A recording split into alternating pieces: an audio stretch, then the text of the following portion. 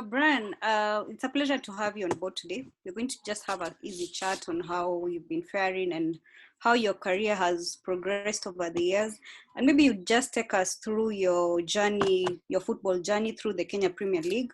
You came through the ranks from Posta Rangers to Tusker and now going full professional. How has the experience been?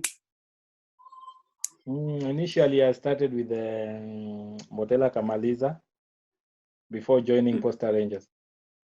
Mm-hmm. Yeah, then after there, I was spent like I think 2 years, if I'm not wrong, 2 years with Posta Rangers. Then a year with the Tusker FC. Okay. So did you just get into football by chance, or is it something that you had planned growing up, or how was it? No, it's a childhood thing. You know, when you are young, everyone was playing football in our hood. And I used also to look after my brother, because my elder brother was playing football as well. So I used to see what he's doing, how he's managing himself. Then I ended up following his footsteps.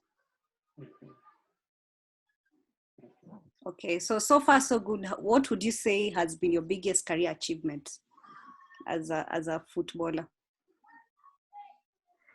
I have few like winning the league with Tusker FC 2011,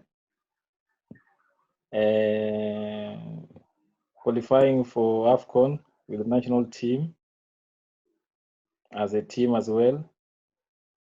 Individually, I have none, but I'm still working for it. Okay. Brian, let's talk about I presume one of the lowest moments you've had in your career, that injury you had last year. When we could have read last year when you read many news outlets, many people were saying that it was a career-threatening injury. What will you say about that injury, and how will you say you've recovered? How has the recovery process been? Will you say that you are 100% fit at the moment? You know, AFCON is a big stage to every player in Africa, and it was a huge disappointed for myself and the team, because you are with Hello? Yes. Yeah, I can hear you, Brian. Hello, it was a disappointment for myself and my teammates, as well as I wanted to play AFCON to represent my nation. And it happened what happened that time, and my teammates really encouraged me, the coaches, my family, my friends. They did play a big role to ensure that I'll be okay mentally, but physically I wasn't. Yeah. Maybe let's come to, we saw you in Egypt with the Harambee Star squad in AFCON 2019. Now that you aren't actively involved because of that injury, what role will you say you are playing with the team in terms of maybe motivation? What can you tell us about your role during the AFCON 2019? Team spirit. You know, I'm that kind of a player who get along with everyone in the team. And you know, and if something, it happened like a few days for us to travel to Egypt. So captain spoke with the management, and their management agreed that I should travel with the team for morale boost. So Brian, you've worked under different coaches. You've worked with Sebastian, you've worked with Okumbi, and how, even in your international career, which coach would you say has had an impact in your style of play, and maybe the different roles that they've played in your career? I think I'll be fair if I say all of them, because you know, we all human and we have got different characters. You'll find a coach who is good tactically. We'll find a coach who is good at communicating with the players. So all of them, they play a huge part in my career. I can't single out. Okay, so still sticking with AFCON, do you think, what are our chances, looking at that AFCON has been moved to 2022? We are still in group with Egypt, Comoros, and Togo. As a player, what do you think are our chances? And maybe do you have goals that you set individually for yourself? Yeah, we can still qualify. The chances are very huge. Because if you compare with the previous years when we used to play, Kenyans showed love to the team the last campaign, which shows we can't do it alone. We can't do it alone. We need them big time. We need them because they push the team, and we did qualify. And that qualifying, I did dedicate to them because without them, we are not going to qualify. They were the 12 men, and they really push us to our level best. So I'm pleading with them as well. They must come back this campaign, and we'll qualify. With them and God, everything is possible. So they mustn't lose hope on us. At the moment, we are unbeaten, and we can still win the last 2 games at home, which is Comoros and Egypt. Let's change gears a little bit and talk about the pandemic, the COVID-19 pandemic. How will you personally say that it has affected you? Personally, I was in a good track. I was in a good track with my personal trainer. Mm-hmm. So when they announced the lockdown, you see now I have to work at home, and I was in those last stages of getting fit. Mm-hmm. Yeah, so I ended up staying at home, doing push-ups, sit-ups, but I was in that stages of doing now ball work, running, playing a bit. Then now it kind of slowed down my process. Mm-hmm. And do you think that sports will ever be the same again? We've seen European leagues like the EPL, the German league, the La Liga returning. We haven't seen fans. Personally, do you think that sports will ever be the same? Will you ever see fans in the stadium again? What do you think? Definitely, yes. It's just a process. You know, even a child will start with crawling, Mm-hmm. and later on they'll walk. So it's just a procedure teams are following in the federation. Without fans, then I'm sure in the next stage they'll come. Mm-hmm. Football without fans is nothing. So definitely it will come back to normal. It will come back. Okay, nice stuff there. Who's your role model in football? Like, there's that one player you sit down and say, maybe I want to be like this person, the way he plays makes me happy. Your role model? Still, and it will be Musa Otieno. Mm-hmm. Yeah. I would want to delve into that a bit. What kind of relationship have you had with Musa, and maybe you could just walk us through how he's been influential in your career? Our relationship started immediately when I joined Santos, because we used to talk when I was still in Kenya. He told me that teams are interested in you this side. Mm-hmm. So you, for now, focus with the national team. Then after national team, we'll catch up and see what's going on. Then later on, I ended up joining Santos. Although it was rough, it was very rough. Your first professional team outside the country, the language, like you see, they speak their local language. The weather, it was challenging. Mm-hmm. So it really helped me, because sometimes you can see I'm down. He lift me up. Don't worry, even me, I went through these things. It's not only you. So he made me feel at home.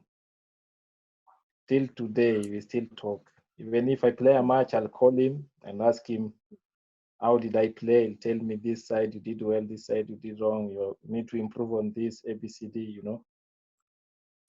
So that's how our relationship is still there. Oh, okay.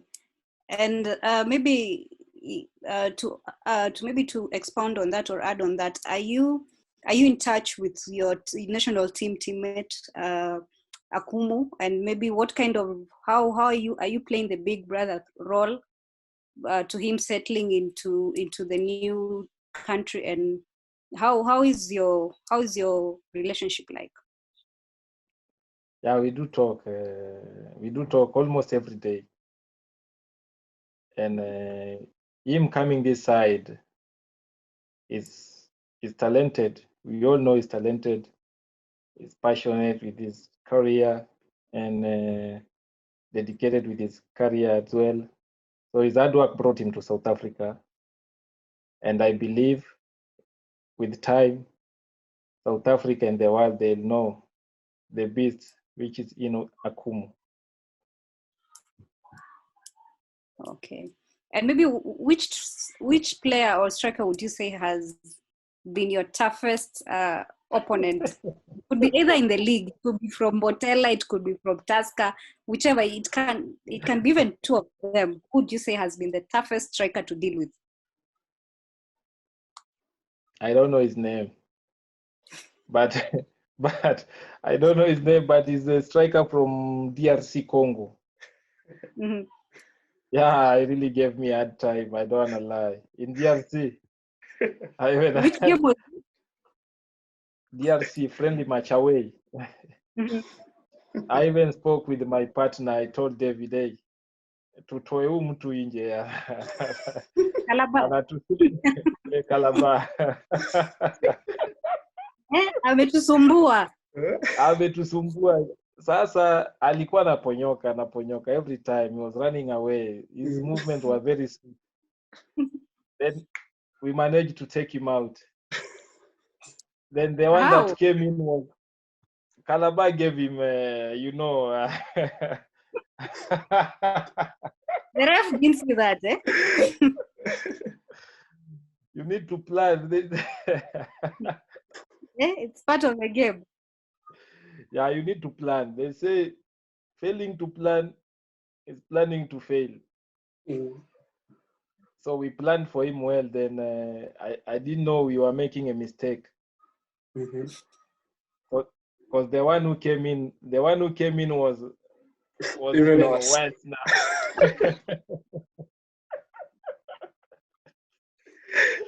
So we won 1-0. We won 1-0, but we really worked very hard. And you can imagine the field was artificial. From that day we just went to hotel. I have a dinner. By 11 I was gone. I slept. A good day in office. You're paid for it, eh? I remember David Ochieng asking me, like, me, I only played 40 minutes and I'm tired. How about you people who finish 90?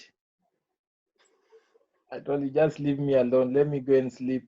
It was rough. Let's go back to PSL. Now that you have that rare advantage of playing in both PSL and KPL, what are some of the comparisons you will draw from the two leagues? And do you think Kenya, we are far off from reaching such levels of South Africa? Ama tuko karibu kufika huko? Bado hatuko karibu kufika, tuko mbali. Tuko mbali, but talent-wise, tuko sawa. Tunaweza enda now pound to pound, talent-wise. But structures, tuko mbali. Because if you watch the tempo of this side, it's very high compared to our league at home. Because you'll find teams here this side that have got youth, and Kenya we don't have. So you'll find someone to adapt to the senior team. It will be easy. Because the same system youth are playing is the same system senior team is playing. And if you find, let's say, like Kenya, when there's a match in let's say Kasarani, our ball boys wanatoka wapi? Maybe wana organize tu vijana kujeni maboys, but you'll find in South Africa ball boys ni youth team. Youth team wanakuwa ball boys, at least watch players karibu nae, which motivates him. If you see someone like, let's say, like your role model playing and you just next to him, unampatia ball, unaona inakupea morale. It will give you morale to play in that stage as well. So we need to improve And also what's helping South Africa is they host the World Cup 2010. So the stadium are at par. They maintain their stadium till now. Kenya ilikuwa ni which year? Nyayo Stadium inatengenezwa hadi saa hii. Serious. Wamesema imeisha. Wamesema wewe umeona imeisha. So, nani stadium moja tu inatengenezwa miaka ngapi? So things like that, if we can take care of small things, then we'll be there. So now we are going to switch it up, and I have a surprise for you. So this is a quick 5, and it starts now. Which is your favorite English Premier League club?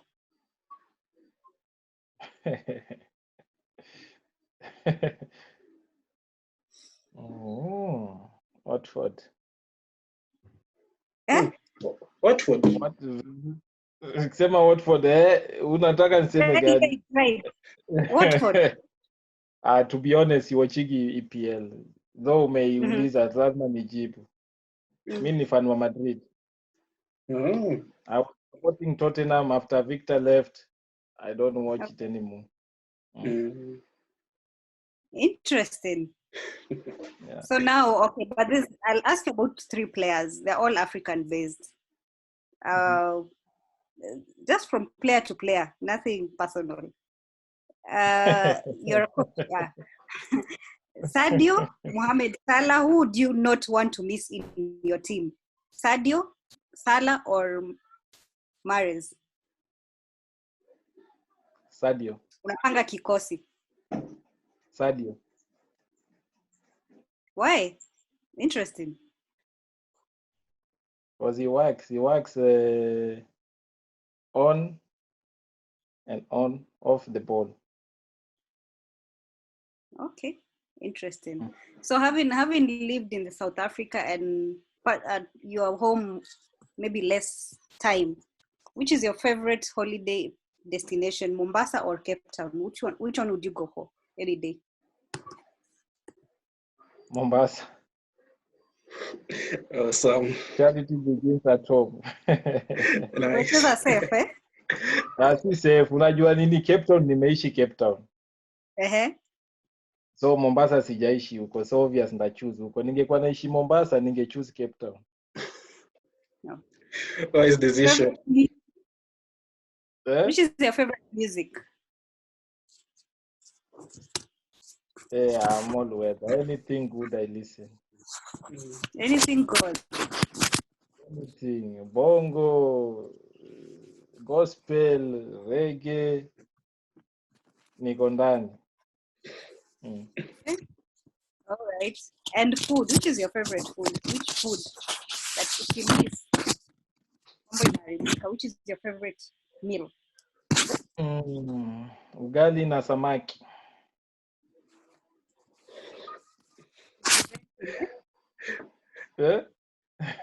Presented.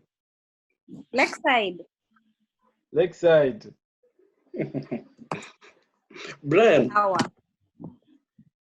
Any person mwenye anakutazama sahi and he or she wants to become like Brian in future, what's that word of advice you'll give somebody, maybe an upcoming footballer or any person who's trying to chase this sort of dreams out here? Maybe your last word. Yeah, I like to advise them like they should be honest with themselves. They should have patience because you can't microwave success. You need steps.